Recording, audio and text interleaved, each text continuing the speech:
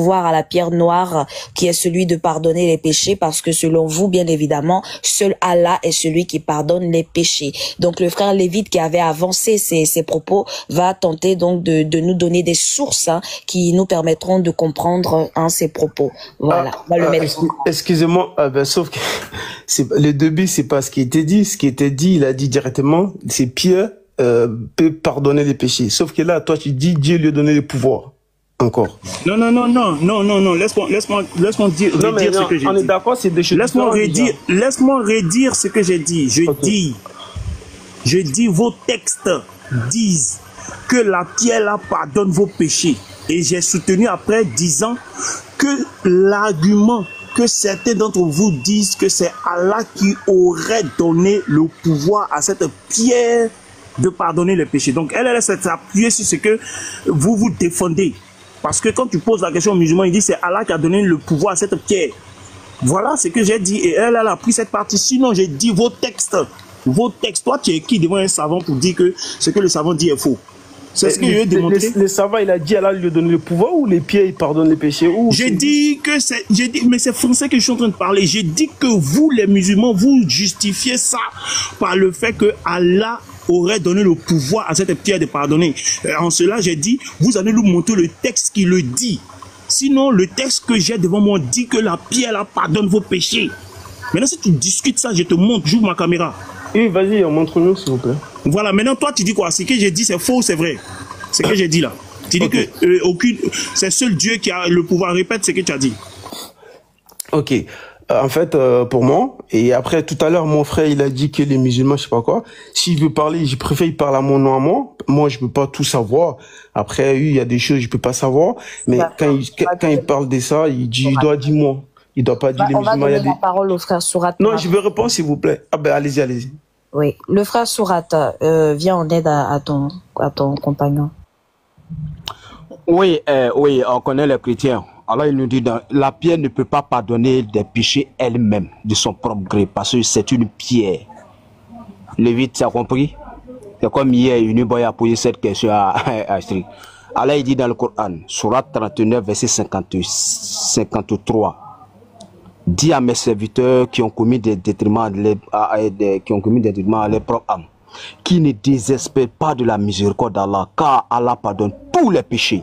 C'est Allah qui pardonne les péchés. Allah peut pardonner les péchés au travers de telles choses. Par exemple, quand on a fait les ablutions, le prophète sallam dit, quand le musulman fait ablution, les péchés tombent, les péchés de sa main, les péchés de son visage, ce qu'il a pris pour regarder, ce qu'il a pris pour toucher, les péchés de son pied, les péchés... Donc, ça tombe. Est-ce que c'est là que c'est l'ablution qui pardonne les péchés? Non. Mais en faisant les ablutions, Allah il pardonne les péchés au travers de ça. Donc, quand vous n'avez rien compris de nos choses, ne venez pas afficher. Alors, je suis dans Sunan Abu Daoud. Regardez, si de la manière vous voulez nous interpréter nos sources, comme vous n'avez rien compris dedans, Omar Ibn Khattab, je pense que le frère Diabata a donné ça il y a une bonne. Omar Ibn Khattab, qui sait que si Pierre pardonne péché de son propre gré, écoutez ce que Omar a dit. Sunan Abu Daoud, le numéro de hadith c'est 1873. Abi Rahman a dit après Omar. Ibn Omar est venu, Omar Ibn Khattab est venu à la pierre noire. Il a dit, je sais avec certitude que tu es qu'une pierre qui ne peut ni offrir, ni nuire. Mais pierre qui peut rien offrir, qui peut rien donner à quelqu'un, qui peut nuire à quelque chose. Comment elle peut pardonner le péché? Mais plutôt c'est Allah qui pardonne le péché au travers du pierre, et non la pierre elle-même ne peut pas pardonner le péché de son propre gré. C'est bon, je me mets ici. Donc Allah pardonne le péché au travers de la pierre. Il faut lui dire, n'a qu'à donner la source, où c'est écrit que Allah pardonne les péchés au travers de la source, n'a qu'à donner ça. Au travers de la pierre, il n'a qu'à donner la source. Parce que c'est facile de raconter des trucs. Moi, le texte que j'ai, attendez, le texte que j'ai devant moi, attendez. C'est facile de raconter tout et n'importe quoi. Regardez ici. Timidi, voici ça. Timidi 959. Ibn Umar rapportait que son père, machin, s'accrochait aux deux coins d'une manière que je n'avais jamais vue chez aucun compagnons du prophète. Alors j'ai dit, oh, oublie la main, tu t'accroches aux deux coins d'une manière que je n'ai vue chez aucun des compagnons du prophète. Regardez, il répondit, je le fais parce que j'ai entendu le messager d'Allah dire, les toucher expient les péchés. Les toucher expient les péchés. Maintenant, lui, qui ouvre sa caméra, qui nous donne le texte qui dit que Allah pardonne au travers du toucher de la pierre. Qui nous donne ça? Je me mute.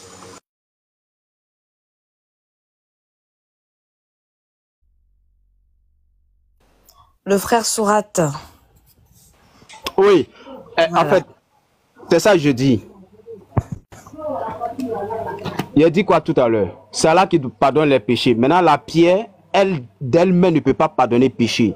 Mais si tu vois la pierre, Allah, c'est Allah qui pardonne les péchés au travers des pierres, comme il veut, comme au bois. Pas un être Y humain. a-t-il un passage qui illustre ton propos? Oui, oui, oui, oui. Non, il a compris sa question. Donc, je vais dire quoi à Lévite ici? Que moi je monte ou pas? Est-ce que dans le Coran, Allah n'a pas dit, le verset que j'ai donné tout à l'heure, Sourate 39, verset 53, que c'est lui qui pardonne les péchés ou pas? Hein? Il a donné le passage. Montre le texte que j'ai demandé, c'est tout. Moi, Oui, je vois ma caméra, mais c'est ça, je te dis. Montre ce que j'ai demandé. Il Faut monter le texte, pardon. Montre ça, pardon. Montre le texte. Montre le texte où Allah dit qu'il pardonne au travers. S'il vous plaît, s'il vous plaît, voilà. Le frère Sourate, voilà. Le frère Sourate, tu as tenu des propos. Il me semble que le frère Lévite a tenu des propos et il les a illustrés par un passage. Il a ouvert sa caméra et nous a montré donc à chacun maintenant la liberté de comprendre ce qu'il veut comprendre. Maintenant, de ton côté, tu as tenu des propos selon lesquels Allah peut pardonner les péchés au travers des pierres. Et donc, comme tu sais que sur les bons panels interreligieux qui se respectent, il est écrit, il est aussi écrit. Donc, faut montrer avec des sources ce que tu avances. Donc, voilà, je t'ai mis en grand. Est-ce que tu peux nous donner des sources et également en faire la lecture, s'il te plaît? Ok, merci. Je pense que c'était plus que clair. Mais il y a mon deuxième téléphone qui plante un peu. Voilà. Maintenant, qu'est-ce que je veux dire ici? C'est Allah qui pardonne les péchés en islam. La pierre elle-même ne peut pas pardonner péché. Quoi que ce soit ne peut pardonner péché de lui-même. Mais c'est Allah qui pardonne les péchés au travers de quelque chose. Donc la pierre, je répète encore, la pierre ne peut pas pardonner de péché elle-même. Mais c'est Allah qui pardonne les péchés. Voilà. J'ai donné la sourate 39, verset 53. Donc, Lévite, tu veux qu'elle réponse? Alors, j'ai donné un hadith d'Abu Daoud. Un hadith d'Abu Daoud. On a dit tu ne peux rien faire. Est-ce que c'est pas clair que ça? D'accord, comme tu veux le test. D'accord. Serait-il possible d'allumer la caméra, de nous montrer un peu les propos que tu parles? Oui, non, il a donné la source. De quelle source vous parlez? Quoi? Mon téléphone fait quoi comme ça? Oh putain. La source selon laquelle tu as bien dit, et nous l'avons tous compris, Allah pardonne les péchés au travers d'une pierre, sinon une pierre elle-même peut pas pardonner les péchés. Donc on attend la source qui prouve, qui montre bien que Allah a pardonne les péchés au travers des pierres. Voilà, on veut la source qui montre que Allah pardonne les péchés au travers des pierres. Mais c'est ça que je dis, madame. Dans le test que lui a donné là, pleinement, on n'a pas encore vu ici que c'est Allah qui... Dans le texte clairement, hein. Maintenant, je veux dire quoi? Qu'est-ce que je veux dire pour ceux qui sont intelligents, doués d'intelligence comme nous musulmans? C'est Allah qui pardonne les péchés. Maintenant, ici, dans le contexte ici, là, si on voit que non, il dit non, le prophète alayhi sallam dit le touchant pardonne les péchés. Mais c'est Allah qui pardonne les péchés au travers du pied. Oh, portable a fait quoi comme ça? D'accord. Merci le frère Sourate. Donc, si on doit comprendre, hein, et puis toujours dans cette initiative de comprendre un peu les rites qui sont présents dans la religion islamique et qui donnent l'impression que on a affaire quand même à de l'adoration. J'aimerais bien qu'on revienne un peu sur le parcours, hein, Safa Marwa, que on était en train d'aborder tout à l'heure. Donc, vous avez présenté ce parcours comme étant le parcours parcours qui a été effectué par Agar, la mère d'Ismaël dans le désert, lorsqu'elle a été chassée par Ibrahim ou Abraham, hein, et donc elle aurait fait 7 fois le tour entre ces deux collines, bien évidemment. Et donc il y a le frère Sourat, hein, pour reprendre ses propos, qui avait dit que Allah avait ordonné qu'on fasse ce tour, hein, dans la religion islamique, comme pour honorer Agar. Ma question maintenant est la suivante: qui est Agar, ou quel poids Agar représente-t-elle autant dans la religion islamique pour qu'on puisse intégrer un parcours qu'elle aurait fait dans les rites et les rituels donc qui font partie de l'islam? Pour cela, j'aimerais adresser la parole au frère Jérémie qui ne s'est pas encore adressé. Pardon, je vais terminer mon propos de ce qu'il aurait dit là. Pardon, si tu permets. Tu peux me mettre en grand?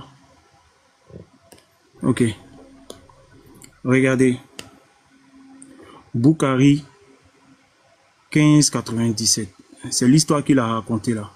Rapporté par Oumar s'approcha de la pierre noire, l'embrassa et dit: je sais bien que tu n'es qu'une pierre et que tu ne peux ni faire de bien ni faire de mal à quiconque. C'est pas ça? Si je n'avais pas vu le messager d'Allah t'embrasser, je ne t'aurais pas embrassé. Ça, c'est Oumar qui le dit. Ça, c'est Oumar qui le dit. On est bien d'accord. Ce n'est pas le prophète qui dit que cette pierre ne peut pas faire de bien ni de mal. Au contraire, on va prendre maintenant ce que le prophète de l'islam dit concernant cette pierre. Il dit: il a été rapporté que Saïd bin Ubadien a dit: j'ai entendu Ibn Abbas dire, le messager d'Allah a dit. Ça, c'est ce que le messager maintenant dit. L'autre là, c'était Oumar. Le messager d'Allah dit. Oumar avait dit que cette pierre ne peut ni faire de bien à quelqu'un, ni faire de mal. Le prophète le contredit. Cette pierre sera apportée, sera apportée le jour de la résurrection.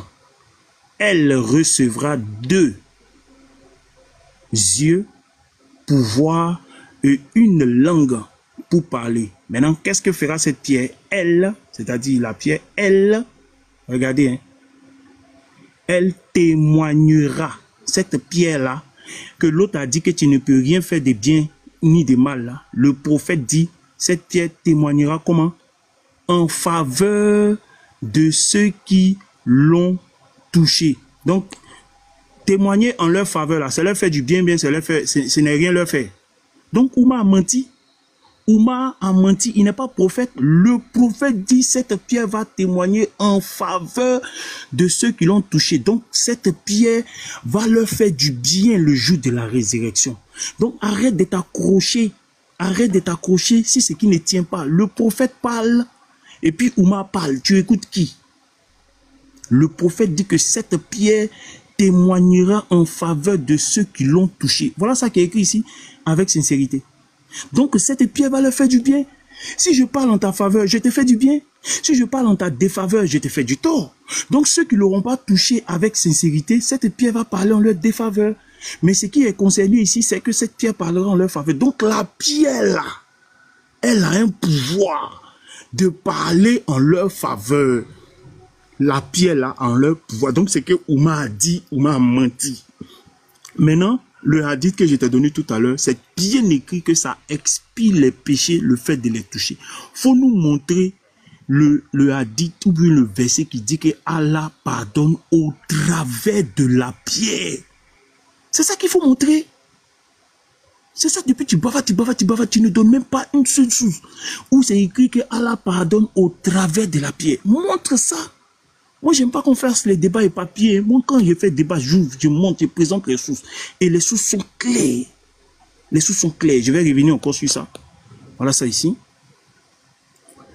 C'est la même... Voilà. Les toucher expie les péchés. Faut montrer où Allah pardonne au travers de la pierre. J'attends ça. Merci.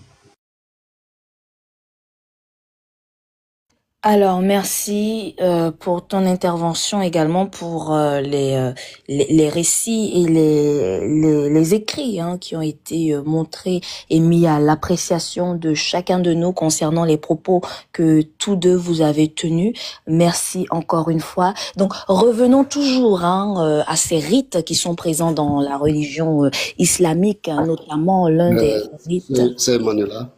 Oui, C'est oui, le Manuela. père. S'il te plaît, je voudrais renchérir ce que le frère Lévite a dit. Un D'accord, peu, très bien. je voudrais renchérir cela pour appuyer encore ce que le frère Lévite a dit. Ouma n'avait pas la révélation, en fait, de la pierre noire. Et lorsqu'il a dit que tu ne peux faire ni bien ni mal, si je n'avais pas vu le prophète embrasser, je n'aurais pas fait. Il n'avait pas, en fait, la révélation même de ce qu'était capable la pierre noire. Et plus tard, le prophète va révéler ce que le frère Lévite a lu, qu'au jour de la résurrection, cette pierre aura 2 yeux et une langue pour témoigner en faveur de ceux qui l'ont touché. Ça veut dire quoi? Si toi, tu ne l'as pas touché, la pierre noire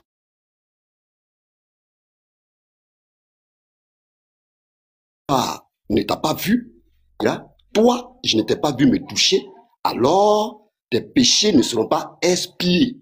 Et il a pris un passage où c'est bien dit. Parce que quand on fait les débats, comme le frère Lévite l'a dit, moi aussi quand il fait un débat, je ne veux pas m'éparpiller. Les débats on fait, on ne trouve pas conclusion là. Moi je suis pas dedans. Et ce que le frère Lévite a dit, c'est bien écrit. Cette pierre expie les péchés. Ça veut dire que ça enlève les péchés. Soit Allah enlève les péchés, aussi la pierre noire enlève les péchés, ou bien c'est la pierre noire seule. Sinon, les deux enlèvent péché. Les deux pardonnent péché. C'est pas péché comme le frère Lévite a dit. J'étais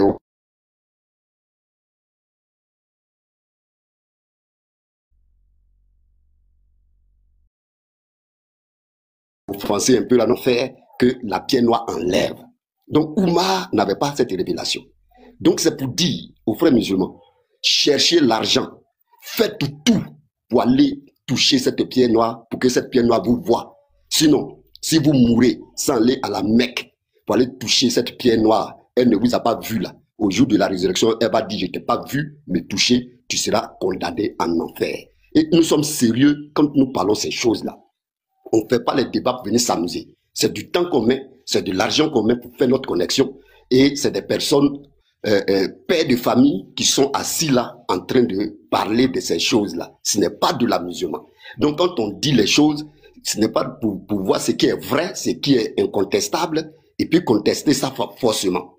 On dit bien cette pierre expie les péchés, et cette pierre aura 2 yeux et une bouche pour témoigner en faveur de ceux qui l'ont touché et en défaveur de ceux qui ne vont pas la toucher. Donc on est très sérieux. Donc cette pierre n'est pas une pierre à négliger. Ce n'est pas une pierre sans valeur.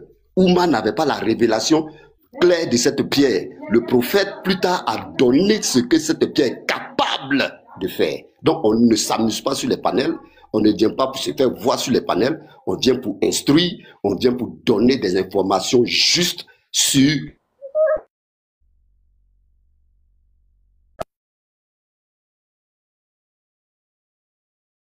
l'islam. Lévite a dit, nous ne sommes pas en train de nous amuser. Que les musulmans croient à ça, qu'ils ne croient pas, c'est ce qui est là et c'est la réalité des faits qui sont là. Merci beaucoup. Merci le père pour ces arguments qui viennent encore renforcer les propos tenus par le père le Lévite tout à l'heure et qui a illustré ses propos avec des textes, ce que nous apprécions absolument et qu'il convient de souligner. Chers débatteurs et vraiment avec tout le respect que l'on vous doit dans le sens sens des débats interreligieux, il est toujours plus avantageux d'illustrer à des fins de prouver sa crédibilité les propos qu'on tient avec des arguments solides, également des textes qui nous permettent de vérifier les dires, bien évidemment. Donc toujours dans l'objectif de comprendre à qui appartiennent et qui sont les ayants droit sur les rites qui sont pratiqués dans la religion islamique. Nous étions en train d'aborder le point du parcours Safa Marwa. Donc tout à l'heure j'ai évoqué brièvement, selon l'explication que nous ont donné les musulmans, il s'agit là d'un parcours qu'aurait fait la mère d'Ismaël, Agar, lorsqu'elle a été chassée par Abraham ou Ibrahim de chez lui. Donc elle aurait fait 7 fois ce tour-là avant d'obtenir de Allah, bien évidemment, de l'eau, bien évidemment. Donc il s'agirait là de comprendre, si je reprends les propos du frère Sourat, qui avait dit que Allah avait ordonné qu'on fasse ce tour dans le but d'honorer Agar, il serait intéressant de creuser un peu plus davantage du côté des musulmans et de comprendre qu'est-ce que ça signifie honorer Agar. Qui est Agar au regard de la religion musulmane également, et donc finalement venir à une conclusion, pourrait-on dire, bien évidemment, parce que tout laisse à croire que on serait dans une forme d'idolâtrie, bien évidemment. Donc avant de revenir vers les musulmans, la parole sera adressée au frère Jérémie qui ne s'est pas encore exprimé. Le frère Jérémie, 3 minutes pour t'exprimer. Je pense que le décor est planté parce que David a déjà commencé. Mais moi, je pense que je vais poser une question et ma question a besoin d'avoir une réponse claire. Je ne veux pas des pirouettes au fait. Voilà. La question est celle-ci. Est-ce que Mohammed, avant l'islam, avant la venue de l'islam, je vais dire quoi, avant la révélation, est-ce qu'il était musulman? Parce que Allah dit qu'il a trouvé égaré et il a guidé. C'est quand tu es guidé que tu es musulman, parce que tu es guidé par quoi? Par la révélation. Mais avant la révélation, Mohammed n'était pas musulman. Il était polythéiste. Parce qu'il a pratiqué des rites polythéistes. Et ces rites étaient dédiés à Oubal. Voilà, étaient dédiés à Oubal. Mais chose curieuse, c'est que Mohammed il a conservé ces pratiques-là pour l'islam. C'est la question que nous nous posons. Par exemple, si je demandais à un musulman ici, qui me donne une sourate, même un hadith, où Allah a dit de mettre le croissant de lune sur les mosquées. Parce que le croissant de lune, c'est le symbole d'Oubal. Si vous voulez, vous pouvez taper, moi, il n'y a pas de téléphone, il ne pas mettre en grand. Et puis, il y a à Lévi de te mettre en grand. Il va montrer que le croissant de lune, c'est le symbole d'Oubal. Bon, quelle coïncidence. Le symbole d'une divinité païenne se retrouve sur une mosquée dite monothéiste. Il faut que vous nous expliquiez ça. Donnez-nous une source dans le Coran où Allah a dit mettez le croissant de lune sur les mosquées. Même dans les hadiths, je mets n'importe quel musulman au défi ici. Voici ma question. Où Allah vous a ordonné de mettre le croissant de lune, qui est le symbole d'Oubal, sur les mosquées? Voilà. Je veux que la personne me montre une source coranique où Allah a demandé aux musulmans de mettre le croissant de lune sur les mosquées. Je continue. Chose étonnante, c'est que Mohammed, comme je le dis, il a conservé les pratiques dédiées à Oubal. Mais lui, il les a pratiquées. Parce que Mohammed, lui, il a été consacré à Oubal à sa naissance. Et chose étonnante, chose curieuse, c'est que Mohammed, son papa, Abdallah qui veut du serviteur d'Allah, étant polythéiste, il n'était pas averti, comme le dit le Coran, que ses parents n'étaient pas avertis, donc insouciants, ils n'ont pas reçu de prophète. Donc ils ne connaissent pas Allah. Dans quel coup, lui, son papa s'appelle Abdallah, qui veut dire serviteur d'Allah. Pourtant qu'il est polythéiste. Il savait quel Allah. Allah des musulmans. Oh, il n'est pas musulman. Quelqu'un n'est pas musulman, mais il porte le nom d'Abdallah.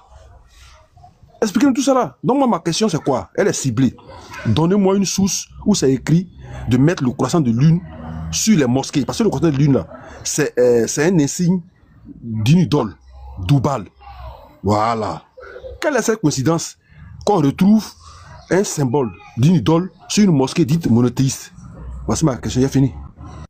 C'est tout à fait légitime de poser cette question et elle s'inscrit également dans le cadre de ce débat et de ces échanges concernant les rites et rituels ou des symboles forts liés au paganisme qu'on retrouve dans la religion islamique. Donc pour ce fait, j'aimerais bien interroger le frère CBN, également musulman, qui pourra peut-être nous en dire davantage sur cette question. Qui ou où est-ce qu'il est écrit que on devrait mettre ce croissant de lune, bien évidemment, sur les mosquées? Le frère, tu as la parole. Je peux parler par rapport à ce qui est dit tout à l'heure ou pas là déjà? Par rapport à quoi? Par rapport la disque qu'il a ramené et tout là. Comme on va quoi... revenir sur la 10 tout à l'heure, on essaie d'évoluer dans le débat, sinon... sauf qu'il y a des choses qui sont dues, il faudrait que je réfute quand même. Bien évidemment, tu as 2 minutes de crédit que je t'avais promis, donc on reviendra tout à l'heure, mais j'aimerais bien qu'on avance dans le débat, s'il te plaît. Oh, misère. C'est bon, je laisse la parole à quelqu'un. Très bien. Le frère Sourat, voudras-tu répondre, s'il te plaît? Oui, bon, moi je vais réagir je vais répondre à chap vite fait. Il y a ma connexion qui me fatigue là. Ouais, pour dire à Jérémie, Jérémie, ça n'a rien à voir avec l'islam. Il n'y a pas un verset coranique qui en parle de choses comme non, mets la lune sur la mosquée. D'ailleurs, Allah il dit dans Sourate 41, verset combien là, j'oublie un peu. Il dit, ne vous prosternez ni devant la lune, ni devant le soleil, mais prosternez-vous devant Allah qui les a créés. Voilà d'où l'interdiction formelle en islam de l'idolâtrie. Est-ce que tu comprends? J'ai écouté mon imam sur Al-Bayan tout dernièrement, il parlait de ces signes-là. Les musulmans ont commencé ça en Turquie. Mais par contre, il y a des mosquées dans le monde, il n'y a pas de croissant lune là-dessus. Par exemple, dans la mosquée où moi je prie à côté de moi ici, il n'y a pas ça dessus. Et ce sont des écoles de classe, même des écoles de classe, des salles de classe, pardon, qui sont construites sur la mosquée d'ailleurs pour aller. Donc, ça n'a rien à voir avec l'islam. Ce sont des trucs symboliques et tout est là. Sinon, ça n'a rien à voir avec l'islam. Voilà. Ils viennent d'où? Ils viennent d'où ces trucs-là symboliques? C'est ça, je dis.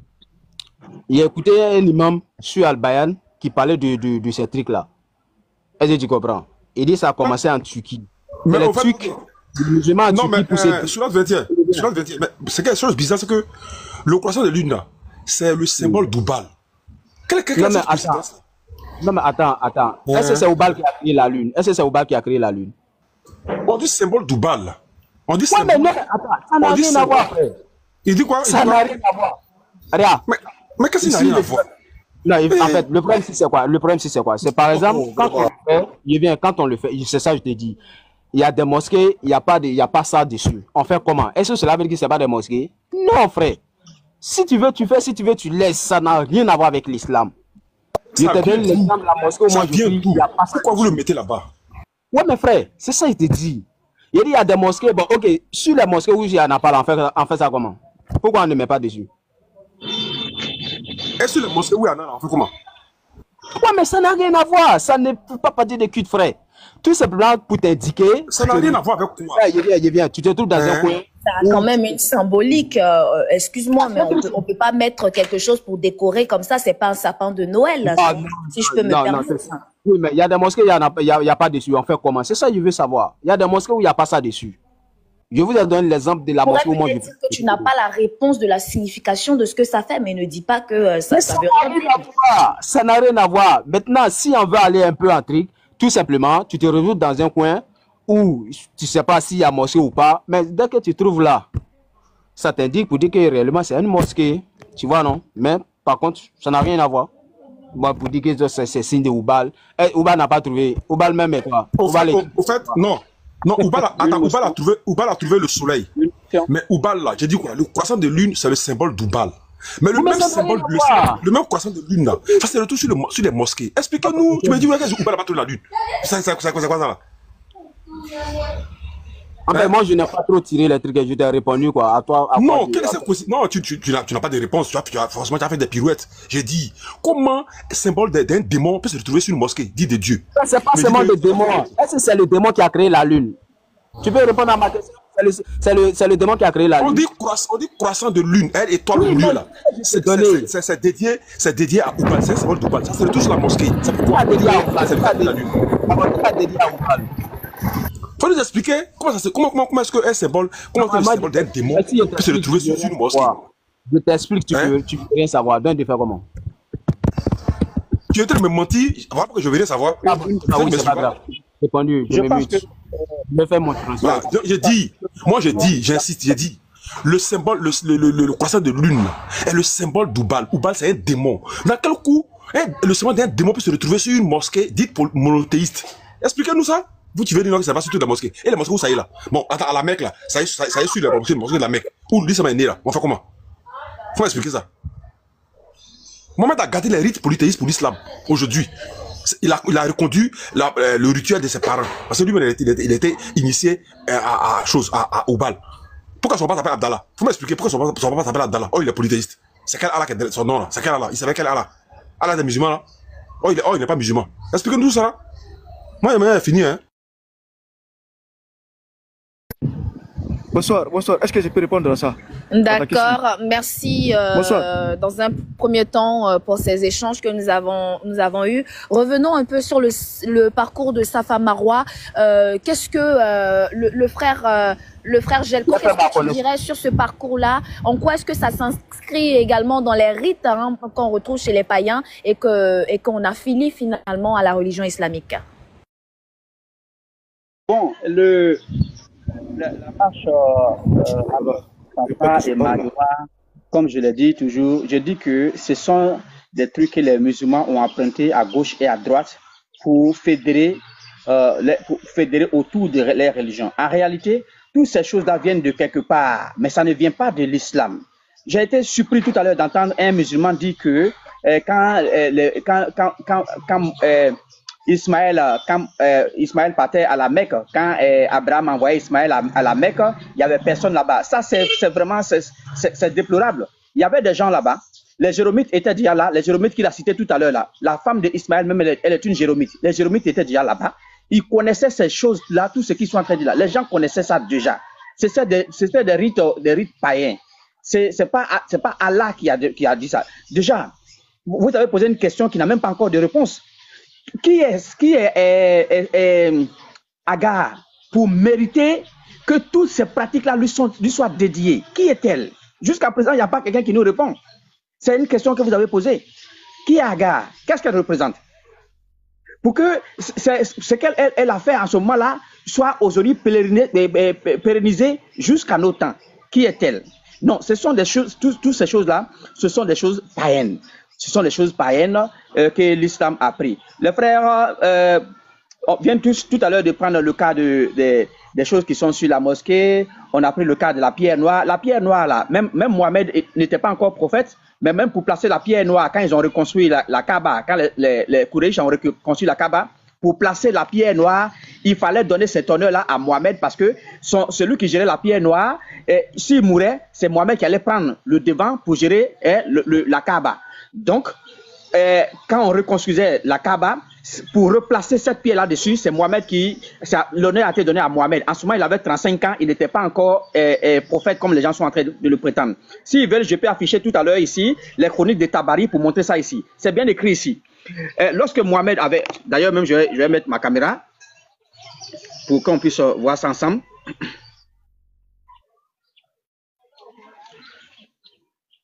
J'espère que vous me voyez.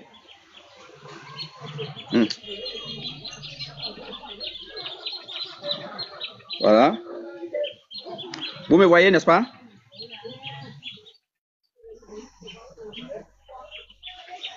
Est-ce que vous me voyez?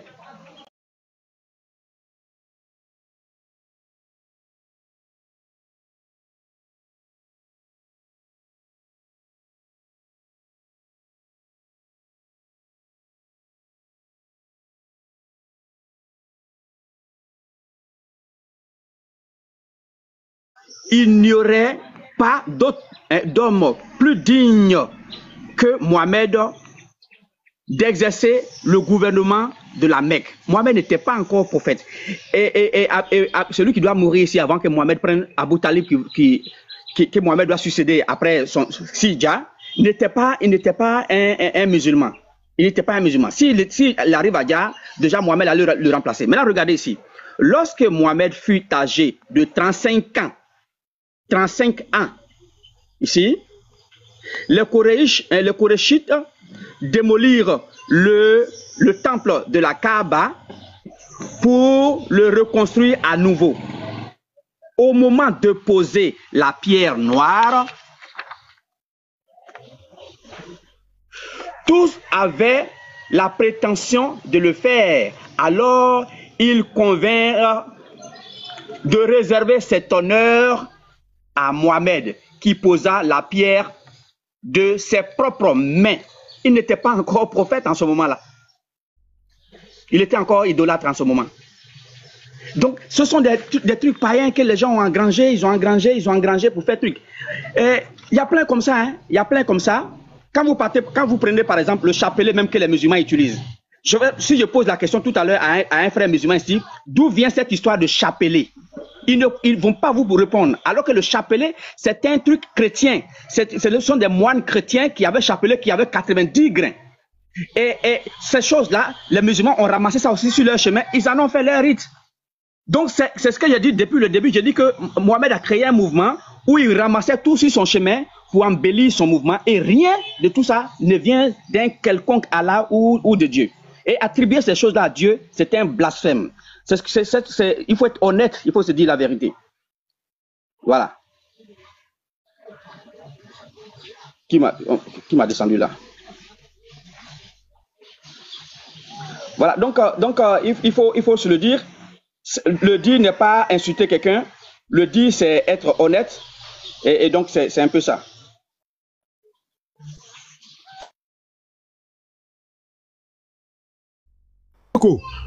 Jalgo. Ah, s'il attend. Jalgo, tu m'attends? Jalgo, oui. Est-ce que tu m'attends? J'ai dit, ce que tu viens de lire là, donc ça veut dire qu'il n'était pas encore musulman, hein, c'est ça?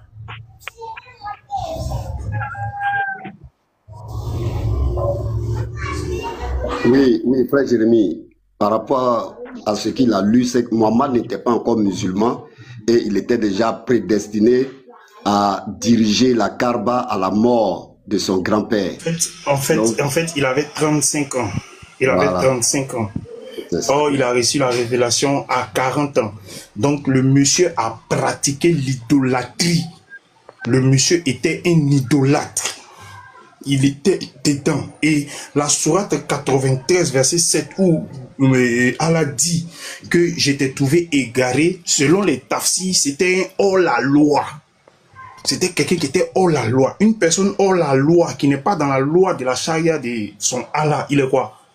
C'était un païen, un vrai gars du paganisme. Il a aidé à la construction de la Kaaba. Donc, il vient nous dire que c'est un prophète. Qui vient nous dire ça? Non, attends, moi, j'ai montré texte que vous lapez Pierre, vous lapez Pierre là, vous touchez Pierre là, et puis ça expue vos péchés. Venez contredire ça. Moi, je vous attends que non, Allah pardonne au travers. Faut montrer texte qui dit ça. Au travers là, faut montrer. Bande de païens. Bonsoir, est-ce que tu peux avoir la parole? Bonsoir, salut tous. Ok, j'espère que très vite, on a parlé que la sœur Manuela arrive, qui est modérateur, le frère Lévite aussi est modérateur, donc vous pourrez gérer ça en attendant. Voilà que la sœur Manuela. C'est bon, tu peux aller?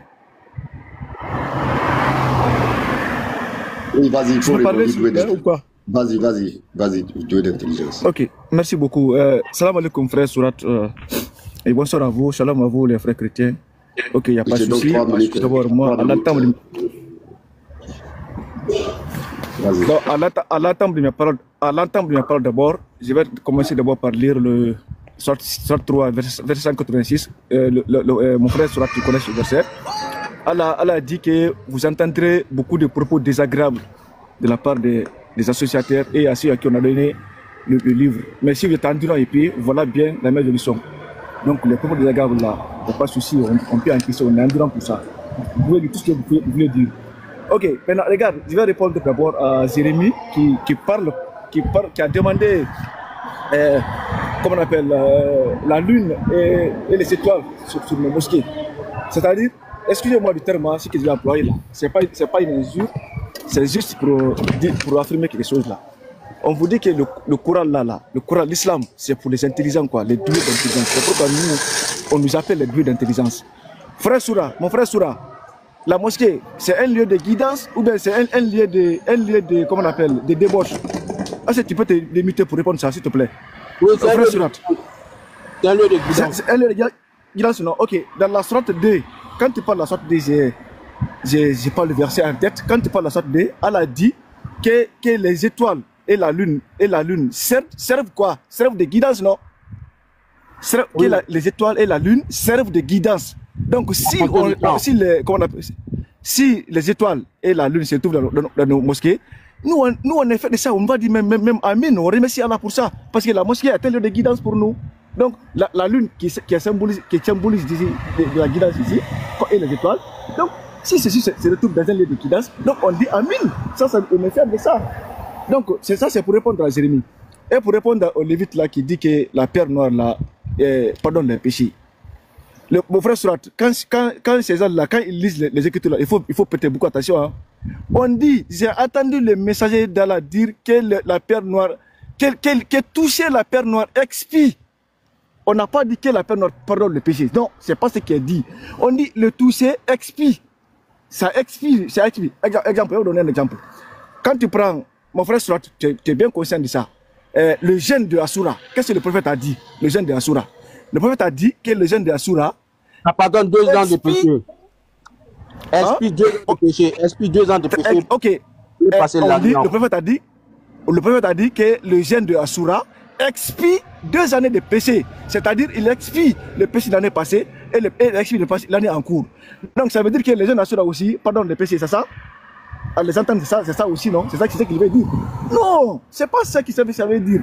On dit quand tu touches la pierre noire là, ça expie le péché. Mais c'est Allah qui efface le péché, Allah qui pardonne le péché là. Mais toucher la pierre noire là, ça contribue à expier tes péchés. C'est ce que ça veut dire. Ça veut nullement dire que la pierre noire efface, pardonne les péchés. Ça ne veut rien dire.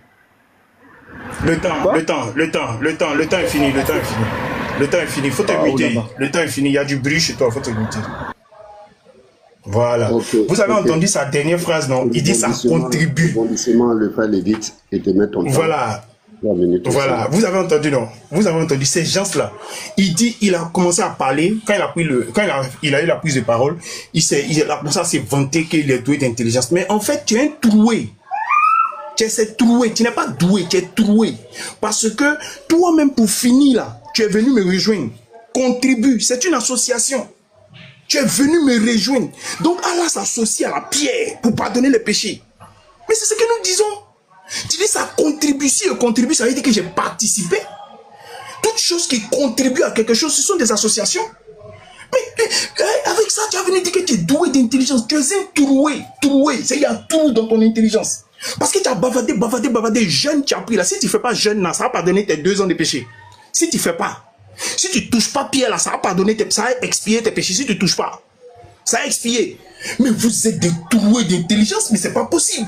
On fait des débats, on vient faire un truc de français. On vient vous donner cours de français. Et puis toi-même, tu n'as même pas honte. C'est-à-dire que normalement, tu devais te retenir. Oui, frère. Espier veut dire quoi? Faut expliquer ce que vous avez espié aussi. Mais c'est ça. Il dit contribue. Il dit ça contribue.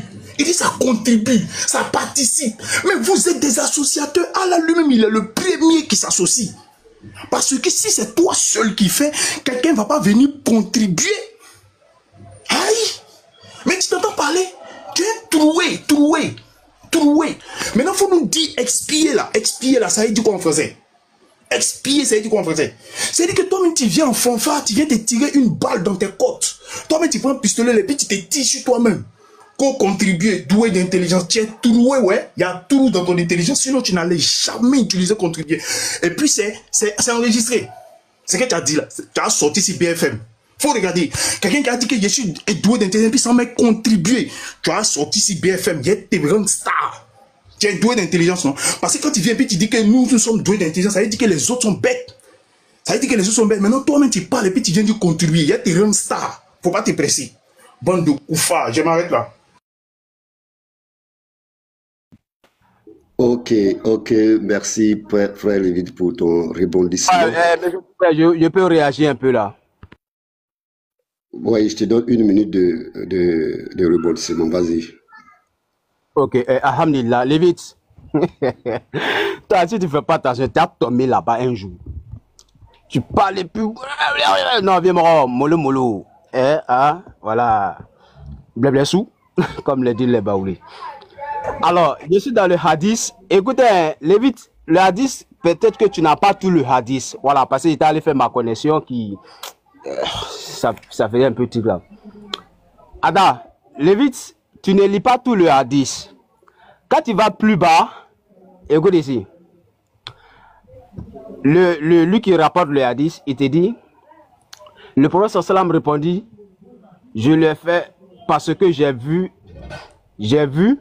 entendu le messager d'Allah sallam dit, les touchés expirent les péchés.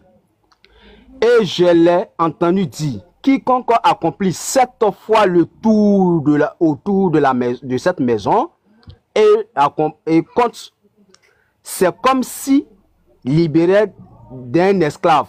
Et je l'ai entendu dire, on ne pose pas un pas ni on ne lève autre sans que Allah ne lui efface un péché. C'est le même hadith, hein? Tu es un coupé de route mort. T'as quoi ça, il y a ma connexion qui me fatigue. Parce que quand vous donnez là, moi je vais taper. C'est le même hadith. Je vais vous montrer ça. Attends, je me mets grand. Je vais montrer ça tout à l'heure.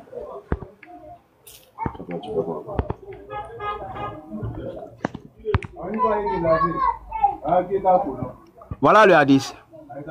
C'est pas toi, c'est le morceau de hadith que tu as. Voilà le hadith. Tirmizi, dans 9e livre de Tirmizi. Quand tu viens plus bas, ici, les frères, regardez, hein.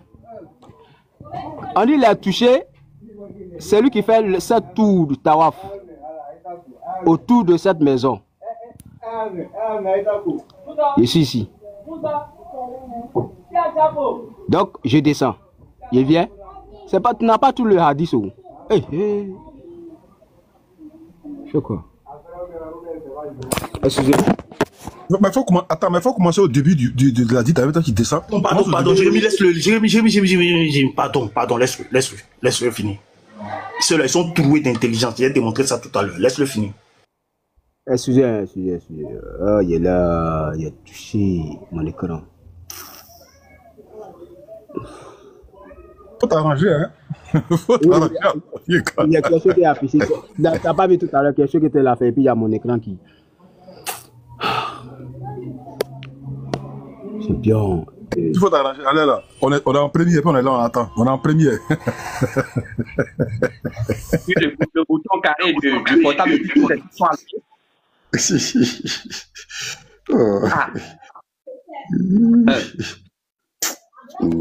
Alors, on a un feu. Le feu, c'est rouge, on est garé. Les pieds sont sur embrayage, et un truc, chose. Et un accélérateur. Dès que le feu du. Peut-être c'est un copier pour nous. Oh, frère Jérémy, faut pas me faire rire, frère Jérémy. On a un feu. Les pieds sont sur l'embrayage et puis l'accélérateur. C'est que dès que le feu devient vert net, mon cher, on enlève le pied sur l'embrayage puis on lance. Il n'a qu'à nous, on attend. Lévite, où Lévite est là? C'est pas un occupant 2.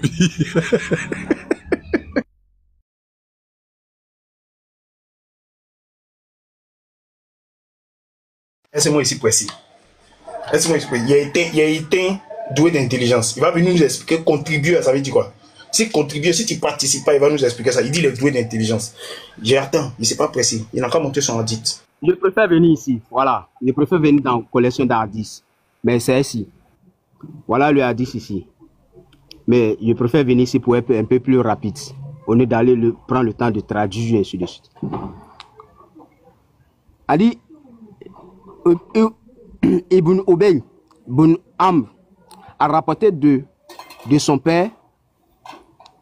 Ibn Umar s'accrocha aux deux coins d'une manière que je n'avais vu aucun des compagnons du prophète sallallahu alayhi wa sallam faire. Alors j'ai dit, oh Ibn Rahman, tu t'accroches aux deux coins d'une manière que je n'ai vu aucun des compagnons du prophète alayhi wa sallam faire. Il a donc dit, je l'ai fait parce que j'ai entendu le messager d'Allah alayhi wa sallam dit, les touchés expient les péchés. C'est pas la pierre qui pardonne les péchés, hein, mais les touchés expient les péchés. Les touchés expient les péchés. Expient les péchés. Et je l'ai entendu dire, quiconque accomplit 7 fois le tawaf autour de cette maison et le compte, c'est comme s'il libérait un esclave. C'est comme s'il libérait un esclave. Et je l'ai entendu dire, on ne pose pas un pas, ni on élève d'autres, sans que Allah ne lui efface un péché. Qui pardonne les péchés? C'est Allah qui pardonne les péchés. Ok, dans le fait de toucher la pierre noire, Allah il pardonne tes péchés, ceux qui ont touché la pierre noire. Donc, ce n'est pas la pierre qui pardonne le péché, mais c'est le péché, mais c'est Allah qui le fait à travers la pierre. Ok, voilà, explique les péchés et efface un péché et ne lui en reste qu'un bon mérite. Donc voilà le hadith. Et toi, tu n'es pas venu ici. Oh. Toi, tu t'es limité. Oh, la pierre noire, la pierre noire. Non, viens en bas, non. On dit, Allah pardonne les péchés. Allah efface les péchés, un péché. Voilà, donc la pierre noire n'a pas de pouvoir. C'est Allah qui pardonne les péchés. Il a donné la sourate.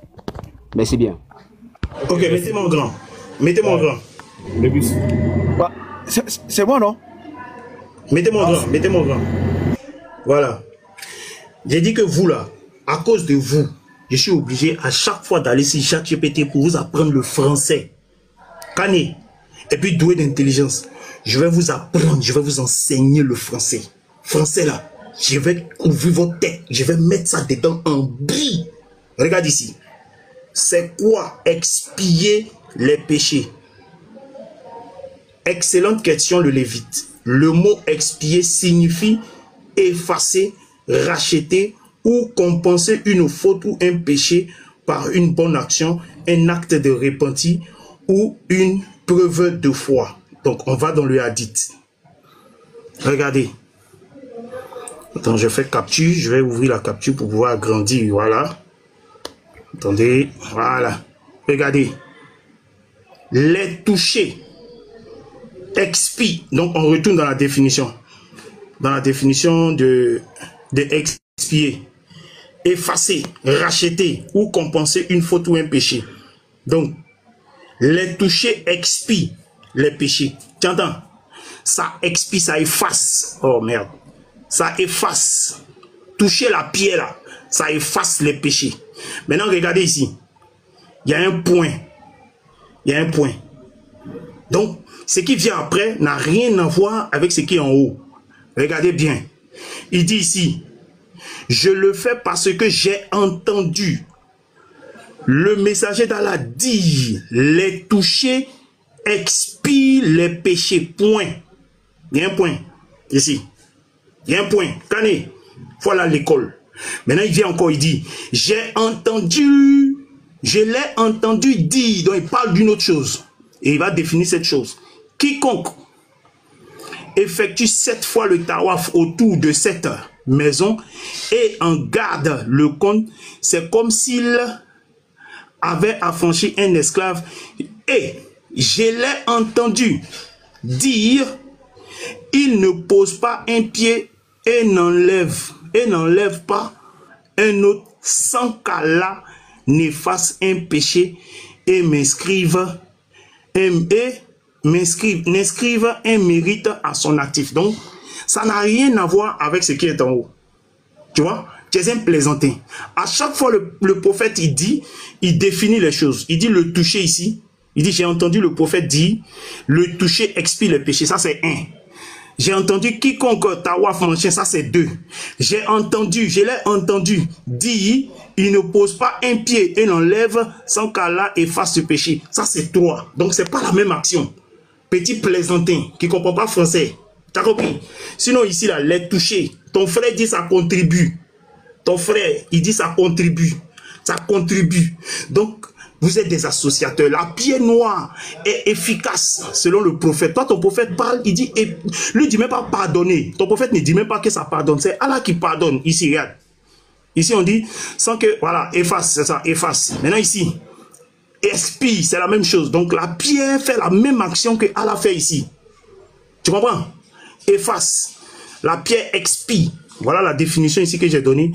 Parce que vous ne comprenez pas français. Efface, rachète, compenser. Donc, la pierre a la capacité de faire ce qu'Allah fait. Ou ils font ça au même titre, ou ils font ça ensemble. Ce sont des associateurs. Allah est le premier associateur. C'est ce que nous te disons.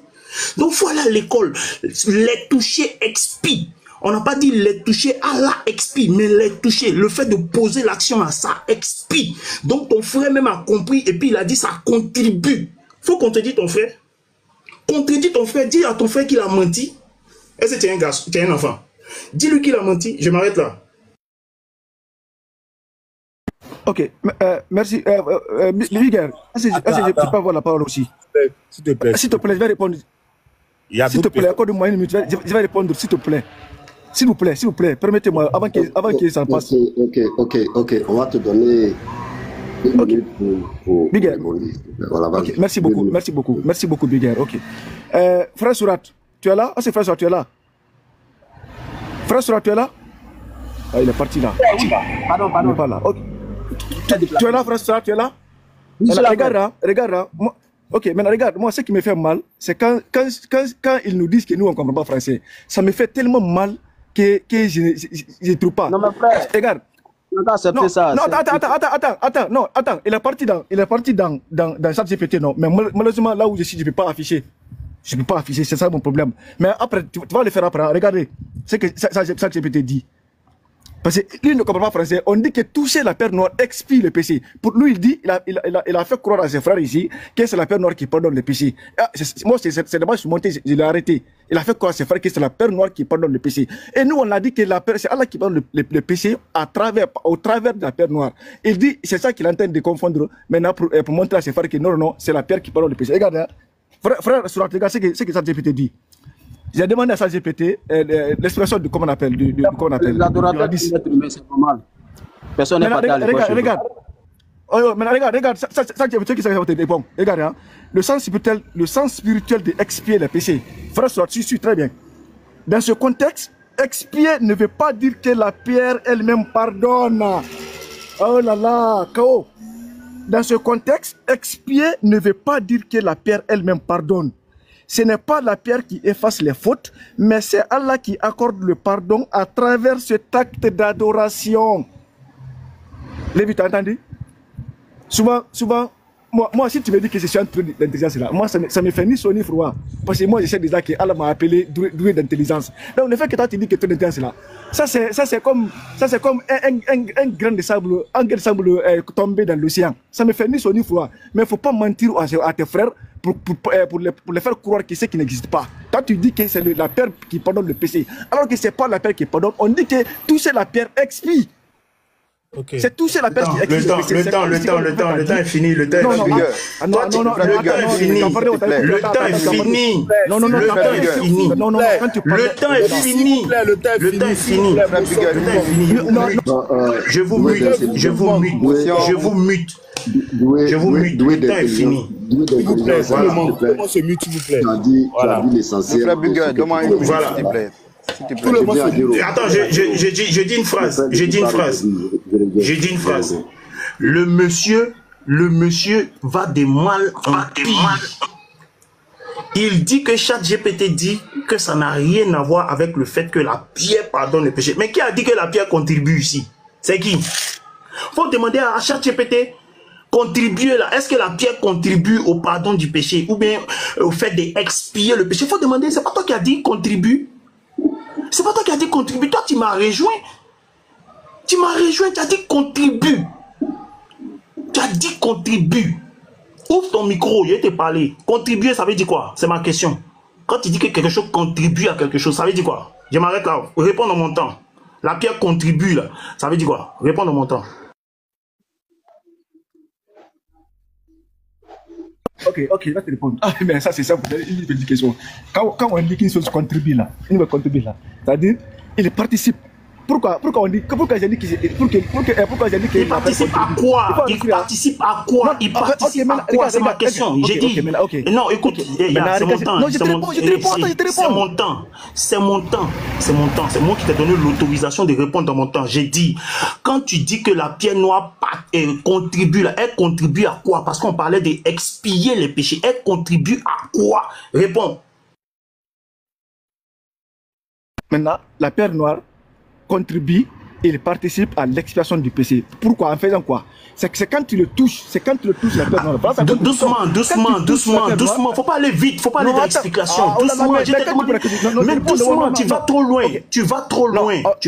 Quand tu finis, tu dis qu'elle participe. Quand tu dis elle participe à l'expiation des péchés là, c'est Allah qui pardonne les péchés ou bien la pierre noire là est dans l'action de pardonner les péchés. Tu comprends français? Est-ce que c'est français tu comprends? Vous avez du mal avec le... Non, je t'ai pas posé de question. Mis-toi. Vous avez du mal avec le français. Toi seul, tu t'es tiré une balle dans tes côtes. La pierre contribue. Vraiment, vous êtes une nation illettrée même. Selon Boukhari 19:13, c'est ton prophète qui a dit. Je me mute.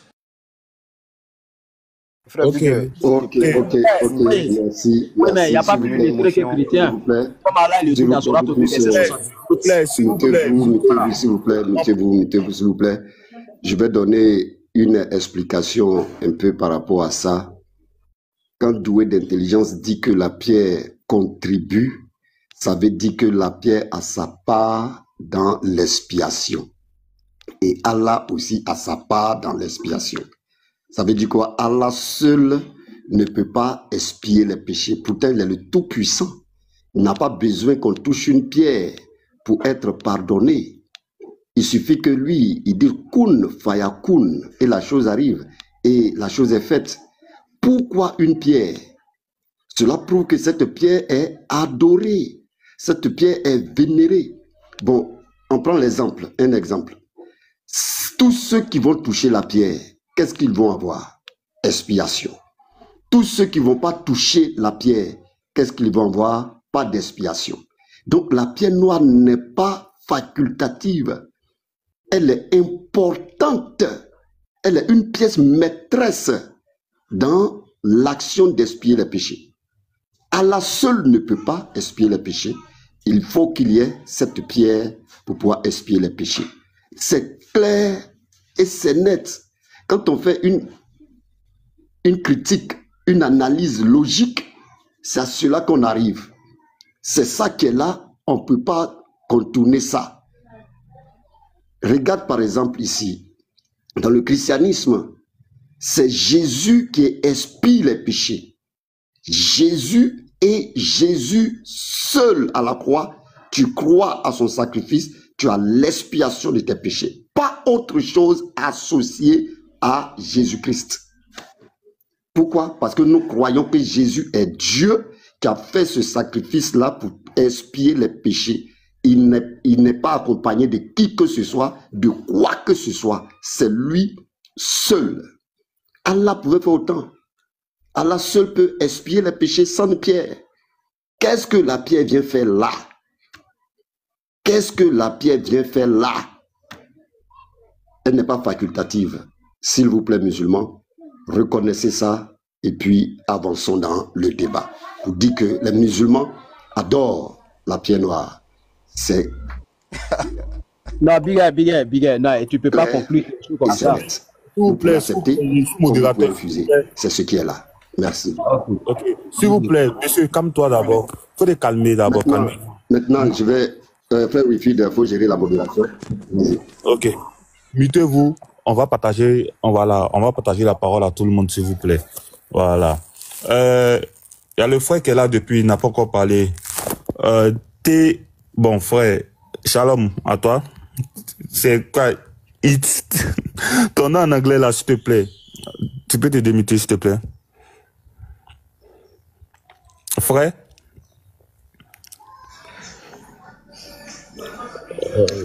Allô, bonsoir, c'est moi? Ouais, je parlais de l'autre. Bon, comme il répond pas, bon, toi, vas-y. Non, moi, comme je descends, je suis monté pour une préoccupation. Je voulais parler à Surat 24. Voilà. Moi, ma question, il y a une question que je voulais lui poser depuis fort longtemps. Et je lui ai posé depuis fort longtemps, là. Il ne m'a pas encore répondu. Mais comme c'est l'heure de descente, là, je vais poser la question et puis je m'en vais. Je ne sais pas si arrivé à la maison, je peux le prendre en marche ou bien ça ne sera pas la peine. Si vous me permettez. Bon, tu veux poser ta question. Comme tu dis, tu dois descendre tout à l'heure, il n'y a pas de souci. Moi, j'aimerais savoir, qu'ils me disent, Mahomet, là, Mohamed, plutôt le prophète Mohamed, là, il est où actuellement? C'est ce que j'aimerais savoir.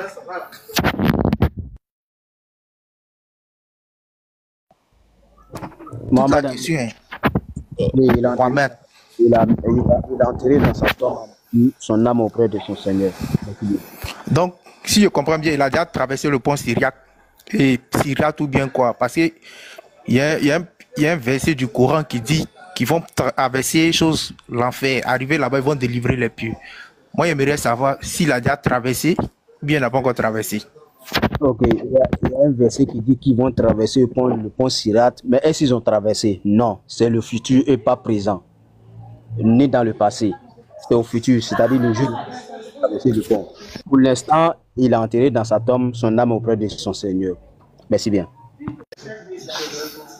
Donc, si je bien comprendre, lui n'a pas encore traversé le pont Syriac. Le frère, tu poses question, il te répond. Tu poses question, il te répond. Tu ne demandes pas source, quoi.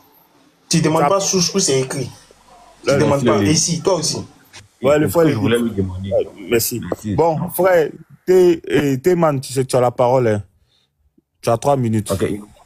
Ouais, shalom, le frère. Salam alaikum, les musulmans. Frère, Surat, s'il te plaît, tu sais qu'ici c'est un débat coranique, c'est coranique, biblique coranique. Donc, il est écrit, il est également écrit. Il faut donner les sources.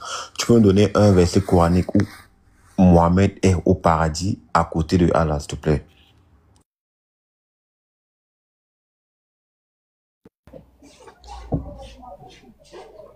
Tu dis quoi, frère?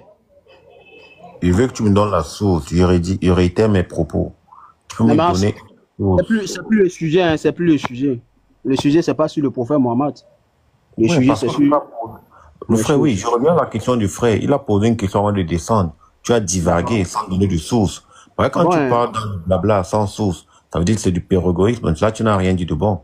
Est-ce que tu peux me donner une source islamique où Mohammed est auprès de son Seigneur? Je me mute. Mais attends. Quand je parle, après vous allez dire aux gens qu'on ne comprend pas français. Que c'est nous. C'est pas le sujet. On est sur le sujet, on a attrapé un nœud. Laissez ça là. Oh. Non, attends, Jérémy. Avançons, frère, avançons, il n'y a pas de problème. Avançons. Moi, j'ai pris le débat en haut, donc vous pouvez parler. Me mute. Est-ce qu'on a oublié de donner source dans ça là? On dit qu'il est entré dans sa tombe à Médine, il est décédé dans sa tombe à Médine, qu'il faut donner source. Ok, merci. Le frère dit c'est mute, il n'a plus... Même si on t'accorde, il faut donner source. Même si on te donne 100 ans, tu n'as jamais donné source là. Donc, il ne faut pas t'accrocher dessus pour dire non que ouais, quoi. Plaisantin. Ouais, donnez-moi une minute de parler, s'il vous plaît. Je vais donner la parole à... ok, Aguero, toi tu viens d'arriver, non, je te donne 3 minutes. Ok, merci beaucoup. Et j'ai dit toujours aux frères Lévites que celui qui fait de bonnes recherches va comprendre mieux. Merci le frère doué d'intelligence, tu viens de le corriger, mater. Parce qu'il ne vaut rien. Il ne sait pas faire recherche. Lui, c'est recherche. Quand il fait recherche, il prend un mot et il va chercher la définition. Ce qui ça lui donne, c'est ce qu'on fait recherche. Mais les recherches se font par contexte. Tu vois que quand tu as mis le contexte à ChatGPT, il t'a expliqué clairement ce que ça veut dire. Mais je lui dis à chaque fois, quand on fait des recherches, il faut savoir faire les recherches. Tu accuses les musulmans à chaque fois de dire que c'est les illettrés. Mais quelqu'un même qui ne sait pas faire des recherches ne peut pas dire que non, lui, il est parti à l'école. Voilà. Il ne peut pas nous dire que lui, il est parti à l'école et que lui, il est instruit. Donc, lui aussi, c'est un illettré. Et faire les recherches, même, c'est difficile. Maintenant, concernant ce qui est la pierre noire, j'ai entendu beaucoup parler de la pierre noire. Oui, la pierre noire pardonne les péchés. La pierre noire ne peut jamais pardonner les péchés. Voilà les conditions. Allah dit c'est une condition qui est posée. Si tu touches en fonction de cela, Allah pardonne tes péchés. C'est une condition. Quand Dieu nous dit, si vous aimez Allah, suivez le prophète, Allah vous aimera et vous pardonnera de vos péchés. Ça veut dire quoi? Ça veut dire que si on suit le prophète Mohammed, nos péchés seront pardonnés. Est-ce que ça veut dire que non, Mohammed pardonne les péchés? Ça n'a rien à voir, c'est une condition. Soit tu suis le prophète sallallahu alayhi wa sallam, c'est en fonction de ça qu'Allah va avoir pitié de toi et il va te pardonner tes péchés. Voilà, c'est clair, c'est une condition. Ça ne veut pas dire que Mohammed pardonne les péchés ou bien suivre Mohammed pardonne les péchés. Mais c'est Allah qui pardonne les péchés. Maintenant, le débat était centré ici toujours à qui appartenaient les rites. J'ai dit ici à le frère Bigger, si on est toujours dans cette centrée-là, tout appartient à Allah et tout vient d'une famille d'Abraham. C'est de la mère d'Abraham qu'on tient toutes ces sources islamiques, c'est Safa, Marwa et autres. Et je suis appuyé sur Bukhari et 63-32, non? Oui, j'ai donné le passage, Bukhari, on a lu ici ensemble hier. Donc, j'ai dit que tout c'est d'une famille pieuse, qui est la famille d'Abraham, de la mère d'Ismaël à Ismaël lui-même. Et les monothéismes ont pris ces rythmes-là pour associer dans les trucs, dans les religions. Et ils ont pris ça pour faire comme des rythmes de leurs idoles. Parce que c'est l'enseignement, quand l'enseignement s'y perd, chacun envoie des inventions pour pouvoir faire autre chose. Maintenant, lorsque c'est clarifié, Dieu prend ses sources qui étaient avec eux, comme Safa Marwa. C'est la femme qui a fait le premier Safa Marwa, c'est la mère d'Ismaël.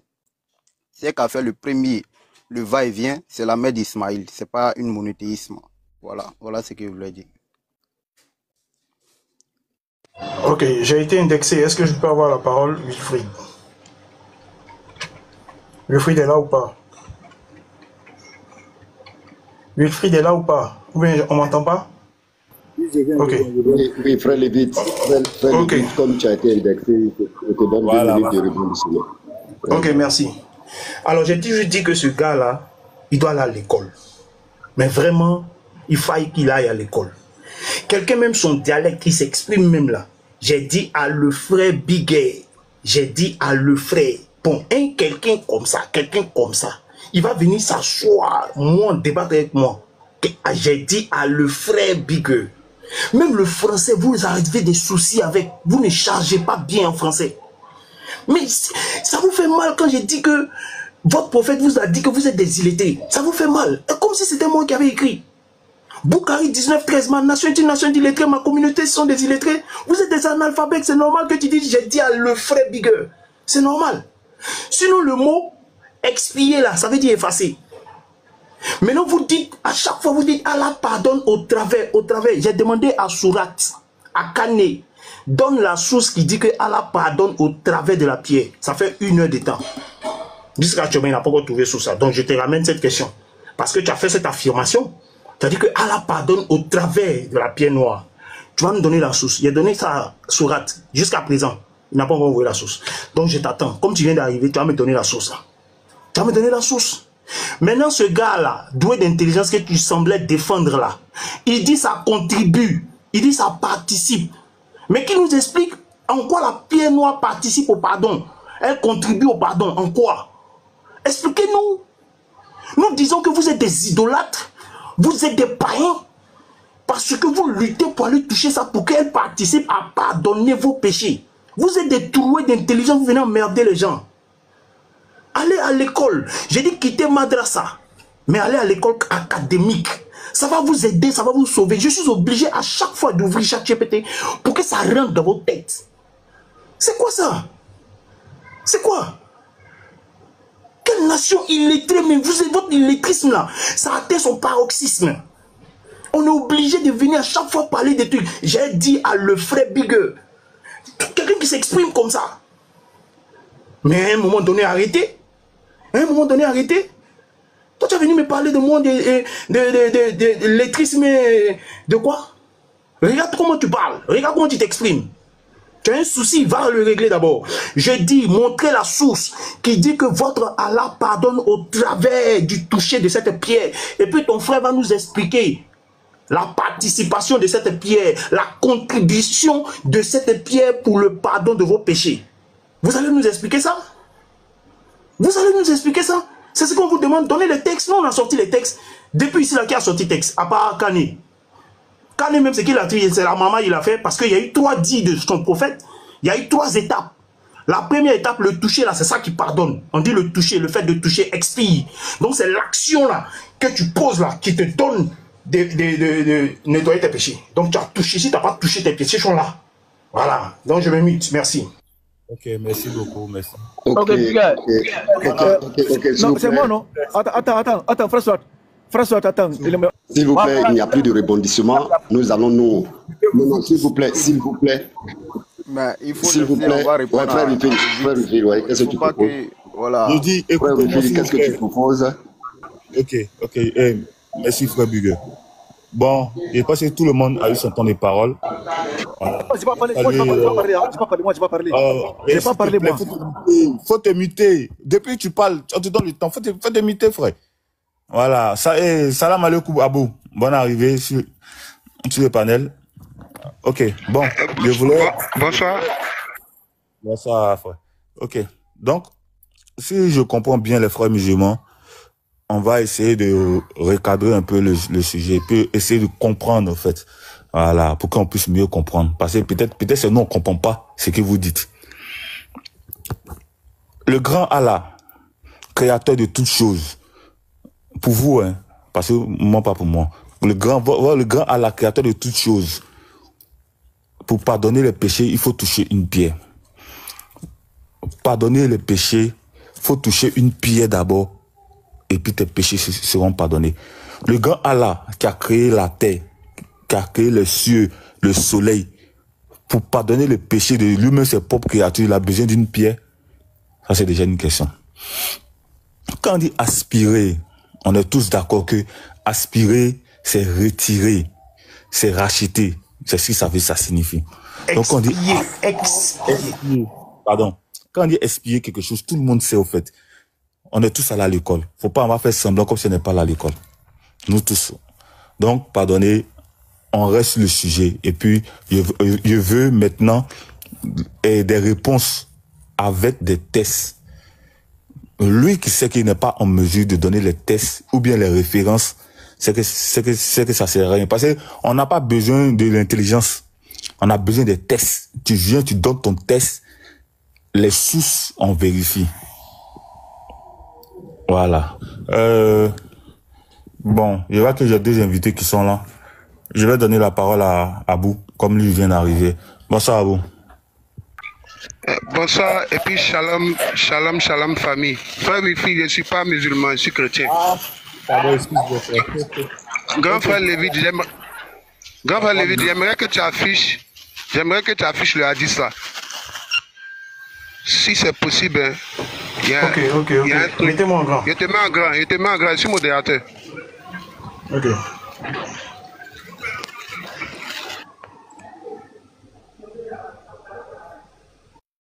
Voilà, ici il y a 2 notions. Si on parle du principe où il y a le mot expier, expier veut dire effacer. On dit le toucher expie quoi? C'est pas au singulier, c'est au pluriel. Le toucher expie les péchés. Je ne sais pas si je me trompe. Hein? Je me trompe ou pas? Le Lévitique peut me répondre. Le toucher expie les péchés. Et puis il y a la notion de Allah. Allah qui dit que ça te fait effacer un péché. Donc si on fait la comparaison, la pierre est plus forte que Allah. Parce que la pierre expie les péchés et Allah expie un péché. Selon ces hadiths. Et c'est pas si vous m'avez compris. Hein. Je parle selon ce hadith. On dit les touchés expient les péchés. Et puis on arrive en bas, Allah efface un péché. Un péché. Pendant que la pierre expie les péchés. Donc, ma conclusion, la pierre est au-dessus d'Allah. Je me mute, vous pouvez continuer. Ok, merci beaucoup. Merci, frère. Pays. Je peux maintenant. Je peux parler maintenant parce que Lévite m'a indexé encore. S'il te plaît, s'il te plaît. Je veux on va finir. Tu peux muter, s'il te plaît, s'il te plaît. Oh là là. Ok, donc moi je vais vous laisser là aussi. PX17. T'es là? Bonsoir, bonsoir à tous. Bonsoir. Bonsoir frère Bigger, bonsoir, comment allez-vous? Bonsoir, ça va. Shalom à toi. Shalom, shalom. Tu as écouté un peu le débat ou bien tu veux que je... Non, je n'ai pas écouté. Je viens de monter. Ok. Donc, ici, nous sommes en train de parler de... Shalom, sœur PX17, shalom à toi. La pratique est pratiquée à la Mecque, le toucher de la pierre noire, ensuite les sept tours de la pierre noire et des choses plutôt de la Kaaba. Donc, c'est le sujet qui est là, si tu as te prononcer dessus.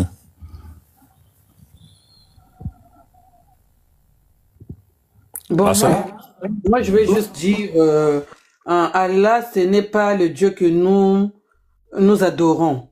Parce que c'est pas les mêmes cultes, c'est pas les mêmes lois, c'est pas la même législation. Donc moi, quand les musulmans ils disent que non, c'est le même Dieu qui a envoyé Moïse, qui a créé toutes choses, pour moi, je dis que là, c'est juste forcé. Là, c'est du mensonge. Parce que si c'était le même Dieu, il y aurait les mêmes cultes, il y aurait pas de changement, il y aurait vraiment les mêmes prières. Or, quand je vois les Juifs, ça n'a rien à voir avec les musulmans. C'est autre chose. Mais eux, ils veulent vraiment forcer que c'est le même Dieu. Donc, pour moi, je peux dire Allah a d'autres pratiques et d'autres cultes. Et puis, le Dieu qui a parlé à Moïse et aux autres prophètes aussi, ses lois et puis les autres cultes. Donc, pour moi, les musulmans, ils forcent quoi? Pour légitimer leurs prophètes. C'est pas le même Dieu, et puis c'est pas les mêmes lois, c'est pas la même législation. Donc, moi, dans les lives, quand ils montent, oui, Allah, moi, parfois, ça me met un peu mal à l'aise parce que je vois que ils sont en train de ramener les gens dans le mensonge, quoi. Nous sommes en train de chercher la vérité, mais ils sont là pour encore embrouiller les enfants de Dieu. Donc, surtout pour ceux qui veulent vraiment choisir le chemin de la vérité, s'ils sont pas vraiment, ils n'ont pas encore la foi, ils peuvent se détourner quand les musulmans ils disent que c'est le même Dieu. Merci. Ok, merci beaucoup la sœur, merci. Je vais donner la parole à Doué d'intelligence. Voilà. Tu as 3 minutes, Doué. Ok, merci beaucoup encore pour la parole. Le frère Aguero, il est parti? Oh là là. Ok. Bon, d'abord, ce que je vais dire d'abord, je vais commencer par dire qu'à l'évite que le frère Aguero, il n'est pas français. Hein. Il n'est pas français. La langue française, il a appris.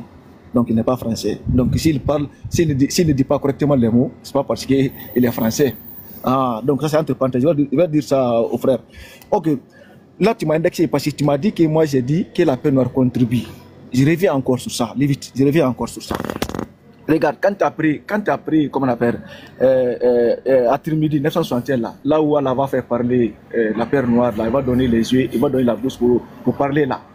La paix noire, elle va faire quoi? Elle va témoigner, non? Donc, ce témoignage-là est une contribution. Ce témoignage-là est une contribution pour quelqu'un qui l'a touché. Donc, il a participé. Il a participé à l'expiation du péché de ce dernier-là. Bien sûr que c'est Allah qui expie le péché, mais la pierre noire-là va contribuer à son expiation du péché-là. Parce que pourquoi? Parce qu'il va témoigner pour cette personne-là qui l'a touché. Voilà sa contribution. Quand je dis que ça contribue, c'est ça. Donc il a participé à l'extraction du péché de ce dernier. Donc du fait que la Père Noire va témoigner pour cette personne-là. Donc elle a contribué, elle a participé. Donc mais moi c'est là où je t'arrête là. Quand on dit qu'elle a touché la Père Noire, expie les péchés, c'est pas parce que la Père Noire c'est pas la Père Noire qui pardonne les péchés. C'est ce qui t'avait fait croire à tes frères ici que la Père Noire pardonne les péchés. Non, ça tu t'es trompé. Moi aussi j'ai enregistré, comme tu as dit que tu m'as enregistré, moi aussi j'ai enregistré. Je vais mettre ça, les frères vont voir aussi que c'est Lévite qui est en train de parler comme ça. Moi j'ai aucun souci. Quand vous prenez nos textes là, d'ailleurs, je vous remercie. Hein. Moi d'ailleurs, maintenant là, tous les critères là ont les sources islamiques là. C'est pas, moi j'ai dit, ça que je dis, alhamdoulilah pour ça. Pourquoi? Parce qu'au jour de la résurrection, vous n'allez pas dire que on n'a pas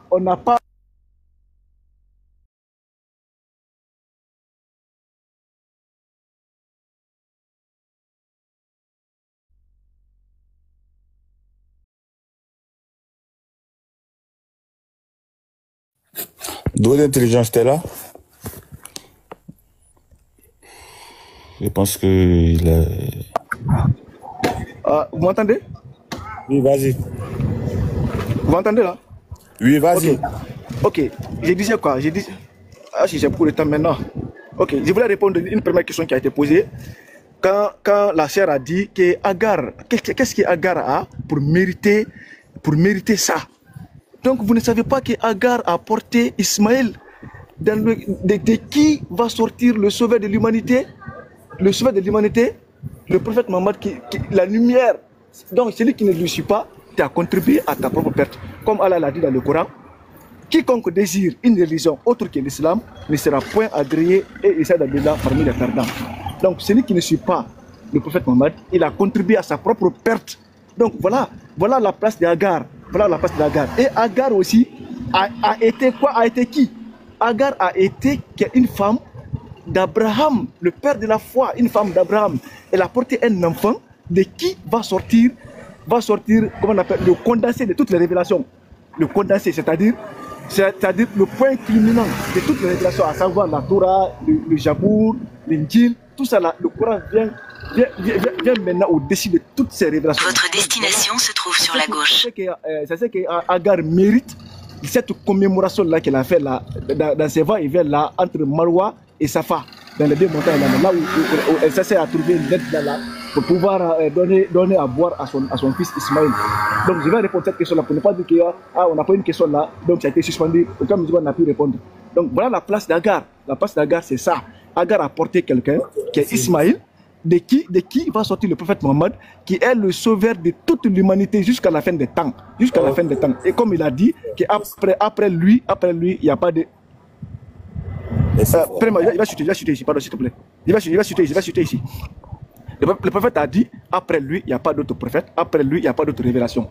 Donc, celui qui ne croit pas à ce prophète-là, tu as contribué à ta propre perte. Les textes sont là, tout le monde est accessible. J'ai dit encore, alhamdoulilah, Lévite maintenant à tous nos textes islamiques là. Donc, le juge de la direction, il ne va pas dire devant Allah, moi je ne savais pas que l'islam, c'est ce qu'on devait suivre. Merci beaucoup. Limite. Merci. Frère doué d'intelligence, j'ai deux questions pour toi. Je voulais savoir, c'est écrit dans le Coran et aller toucher la pierre avec les 7 tours là. Est-ce que c'est écrit dans le Coran? Mais oui. Les 7 tours, attends. Les 7 tours, les rites de pèlerinage là, les 7 tours là, ça font partie des rites du pèlerinage. Ça, c'est le rite du pèlerinage. Ça fait partie du pèlerinage. Mais le Attends. C'est écrit dans le Coran. Allez toucher la pierre noire là. Et puis faire les 7 tours là. Est-ce que c'est écrit dans le Coran? Allez faire les 7 tours. Bon. Je vais pas te répondre ça par l'affirmatif. Ok. Mais je sais, ce que je sais. Je sais qu'il fait... Attends, il va répondre. Attends, je sais que faire les 7 tours là. Et... Non, attends, je vais répondre. Non, je réponds. Attends, pardon. Non. Oh non, pardon, je te réponds. Bon, j'ai pas vu. Peut-être que, sauf si je me trompe, mais j'ai pas vu dans le Coran où c'est écrit les 7 tours là et aller toucher les personnes. Mais c'est ce que je sais que dans le Coran, que Allah, à la part de pèlerinage et faire les 7 tours entre Marwa et Safa là, et toucher la pierre noire là, font partir des rites du pèlerinage que le prophète lui-même a expliqué. Ça, c'est dans les sources islamiques. Les Lévite, il connaît ça, il a ça, il connaît tout ça là. Non, c'est pas pour toi, c'est pour ça que je te poser des questions. Voilà. Maintenant, je voulais savoir parce que je vais demander au frère Lévite, il va faire sortir le verset. Parce que le verset l'a dit qui est sorti ici là. Il dit que c'est pas le prophète qui a dit. Il dit j'ai entendu le prophète. Parce que quand l'autre lui a demandé, mais pourquoi tu fais ça? Que même les compagnons du prophète n'ont pas agi comme ça. Il dit, j'ai entendu le prophète dire.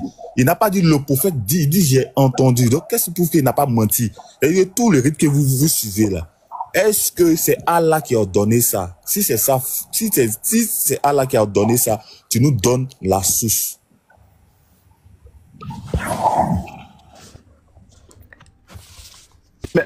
Mais attends, qui est bien placé pour expliquer l'islam? C'est le prophète, non? C'est le prophète qui explique. C'est à partir du prophète que nous on a connu l'islam. C'est le prophète. Donc si je comprends bien, c'est le prophète qui a dit de partir et appeler la pierre noire et puis de faire les 7 tours. C'est le prophète.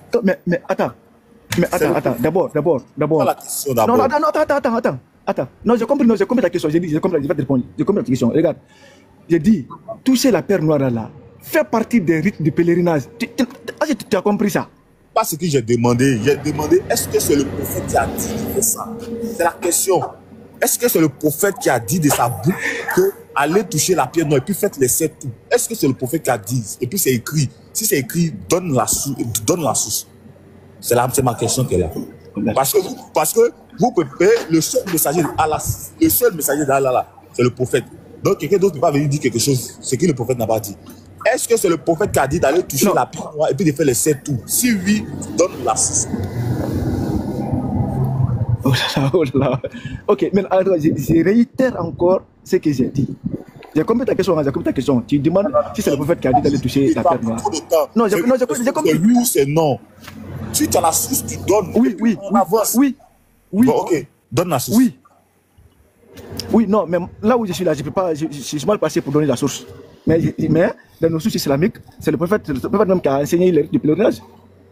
Ok, donc en conclusion, on comprend que c'est le prophète qui a dit de partir laper la pierre noire là et puis de faire les 7 tours. Ok, merci beaucoup. Mais oui, c'est ça. C'est ça. Merci. Je vais donner la parole au frère Jérémy. Il y a longtemps, il ne parle pas. Frère Jérémy. Pardon, avant que Jérémy ne parle. Jérémy, pardon.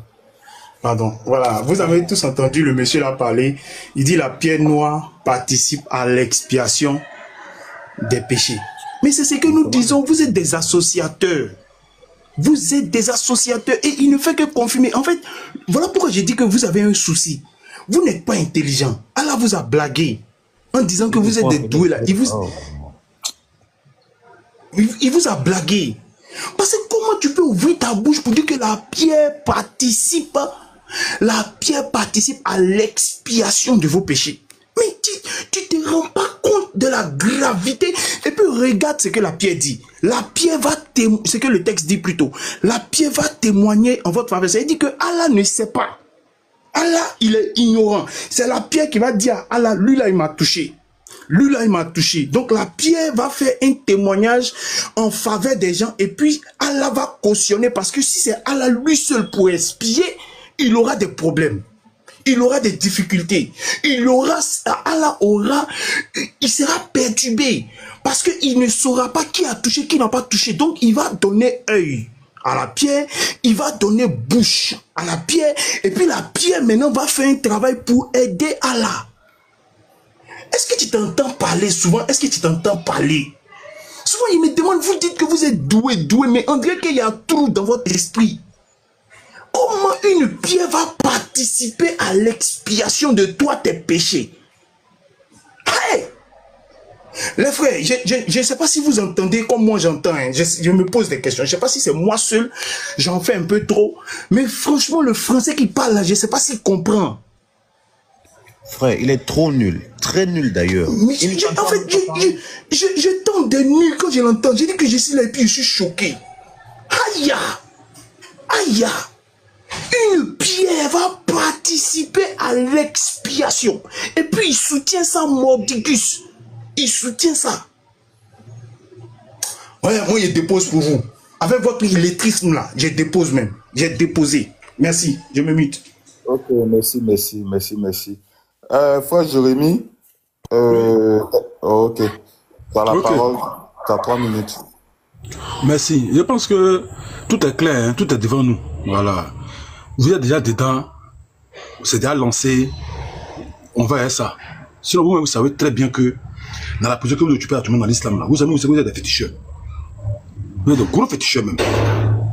Parce que c'est vous qui nous fustigez pour dire que comment un Dieu a-t-il besoin de venir sur la terre pour pardonner les péchés des gens? Comment un Dieu a-t-il besoin de venir sur la croix pour pardonner les péchés? C'est vous qui dites ça, hein, chaque jour. Et nous, on dit rien. On dit oui, c'est comme ça. C'est le mystère de Dieu. On peut rien faire. Avant tout, là, quand vous montrez les trucs, je ne comprends pas. Vous voulez... Oh, vraiment. Nous, là, on reconnaît le mystère de la croix. On reconnaît ça. On ne nie pas. On va avec. Dieu est souverain. C'est ce qu'il a décidé.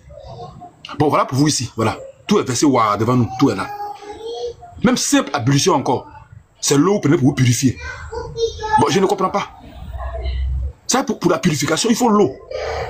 Non, ça veut dire que l'eau aide Allah, quoi.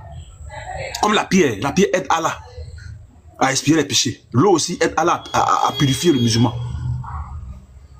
Ça, c'est l'idolâtrie pure. Donc, ça veut dire que si tu es souillé, là, tu ne peux pas te mettre en jour, Seigneur, purifie-moi. Allah, purifie-moi, va te purifier avant de faire la prière.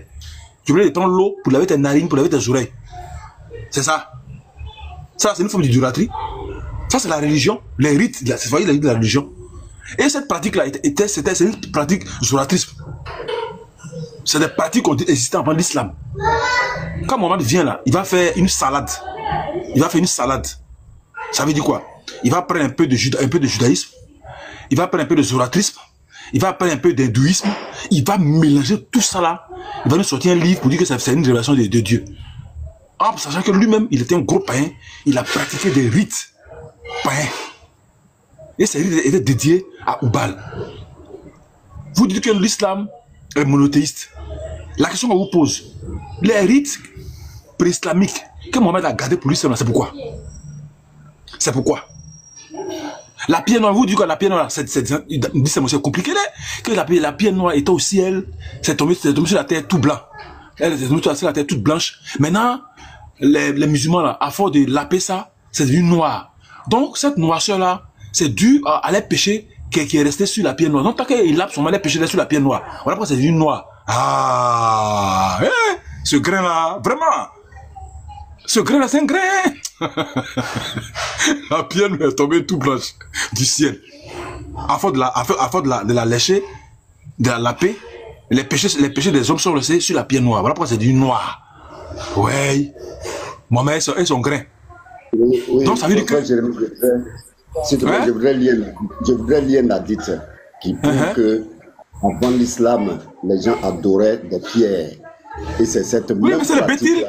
C'est les bétiles, frère. On appelle ça bétiles, comme par exemple Bethel. À Bethel, là, où Jacob a mis une pierre. Voilà. Ça, dans le temps, c'était oui. Il faut lire. Oui, même parlant même du Tawaf et tout. Saïd Boukari, tome 3, hadith 43, 76, dans l'édition Al-Kalam. Saïd Boukari, tome 3, hadith 43, 76, rapporté par Abu Rajab. Nous adorions des pierres. Quand nous trouvions une meilleure pierre que la première, nous jetions la première et nous gardions la nouvelle. Mais si nous ne trouvions pas de pierre, nous récoltions de la terre, entre parenthèses le sol, puis on amenait une brebis, on la trayait dessus et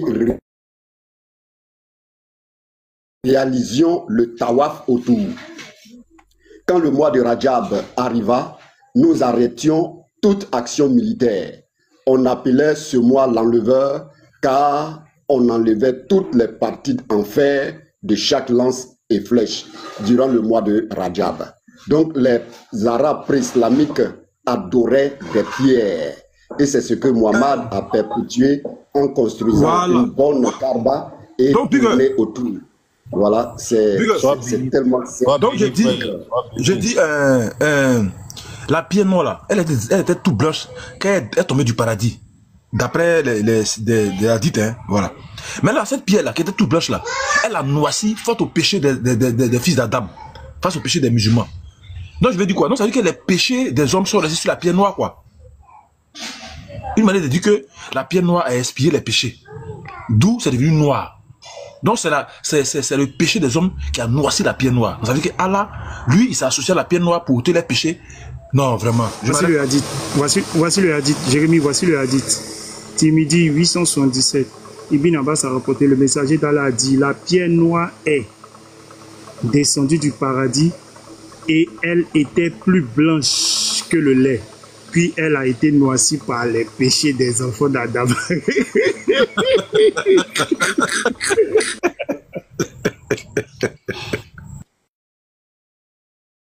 Des vrais koufars. Merci le frère. Tu sais, cette histoire de truc, le frère vient de nous dire, de nous informer plutôt. Il voulait poser la question au frère Lévit. Il vient de nous informer que la pierre noire, les rites de la Mecque ont été ordonnés par le prophète Mohammed. Bon, le frère Lévit, il vient te donner la parole, mais comme il y a des invités qui sont là, je vais passer à il n'y a pas de souci, frère. Vas-y, tu as quelque chose à dire, vas-y. Le bon, t'es là? Oui, bonsoir, frère. Bonsoir. Bonne arrivée. Merci. Ouais, bon. Ça doit à 3 minutes. Ok.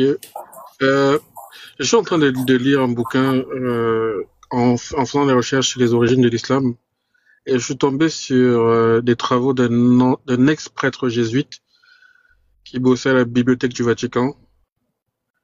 Et en cherchant Jésus de tout son cœur, il a quitté le catholicisme romain. Et dans ses travaux au Vatican, il a découvert que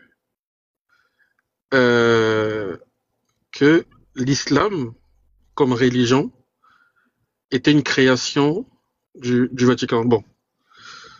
Et tout ce qu'il raconte, la chronologie des événements qu'il met en place, est corroboré par tout ce que j'entends sur les panels, tout ce que vous nous faites découvrir. Et il explique que l'idée, à la base, était pour Rome de faire de Jérusalem le centre de l'Église catholique. Et comme ils ne pouvaient pas le faire, malgré tout leur machination, ils se sont dit, on va se servir d'un peuple. Et malheureusement, les Arabes sont tombés sous cette machination-là. Et donc, il explique que avant que l'islam n'existe, avant même que les Koraïchites n'existent, enfin ne dominent la zone, il y avait déjà des Yéménites qui dominaient la Kaaba, et les gens ramenaient des cadeaux à la Kaaba. Et les gardiens de la Kaaba prenaient ces cadeaux-là, et ils ne pouvaient pas refuser vu que c'était des cadeaux. Les gens ramenaient même leurs idoles, enfin, ils ramenaient ce qu'ils avaient de plus précieux, donc même leurs idoles. Ensuite, ces gardiens-là, cette tribu a été évincée. La tribu qui est venue avant les Koraïchites a fait un peu le ménage dans la Kaaba et ils ont versé les idoles dans le fameux puits Zamzam là. Ces tribus-là aussi étaient évincées et ensuite les Koraïchites sont venus au pouvoir et Waraka, qui était un ex-prêtre, qui était un prêtre qui travaillait dans un monastère, a été mandaté par l'Église justement pour élever un jeune Koraïchite qui créerait une religion au sein de laquelle Jérusalem serait un centre religieux. Et donc c'est pour ça qu'il va interpréter ses visions. Il va